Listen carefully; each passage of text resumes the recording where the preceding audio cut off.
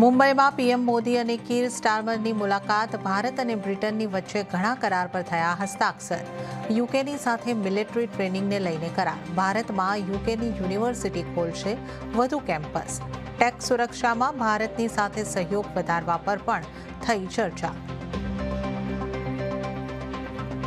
અને આજથી મહેસાણા ખાતે વાઇબ્રન્ટ ગુજરાત રિજનલ કોન્ફરન્સ શરૂ. મુખ્યમંત્રી ભૂપેન્દ્ર પટેલે કર્યું કાર્યક્રમનું ઉદ્ઘાટન. કેન્દ્રીય મંત્રી અશ્વિની વૈષ્ણવ કોન્ફરન્સમાં ઉપસ્થિત. સાથે જ ઉદ્યોગ શિક્ષણના ક્ષેત્રના 17 દેશના અગ્રણીઓ પણ કાર્યક્રમમાં હાજર.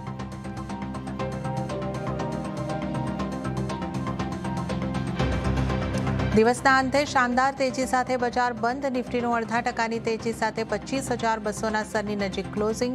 Bank nifty mid cap small કેપમાં પણ રહી ખરીદદારી. જીએસટી કારોબારીઓને મોટી રાહત. જીએસટી પેમેન્ટ માટે ક્રેડિટ નોટને ઇનવોઇસથી મેચ કરવાની નહીં પડે જરૂર. ઓક્ટોબરથી સુવિધા લાગુ. સીએનબીસી બજારના એક્સક્લુઝિવ સમાચાર. ઇઝરાયલ અને હમાસની વચ્ચે શાંતિ કરારની શરૂઆત. ટ્રમ્પનો દાવો, તમામ બંધકોને જલ્દી જ છોડશે હમાસ. શાંતિ કરાર પર પીએમ મોદીએ વ્યક્ત કરી ખુશી. અને તહેવાર પર મોંઘવારીનો માર. 2 દિવસમાં સિંગતેલમાં ₹40નો વધારો. કપાસિયામાં 35 અને પામોલીનમાં ₹50નો વધારો.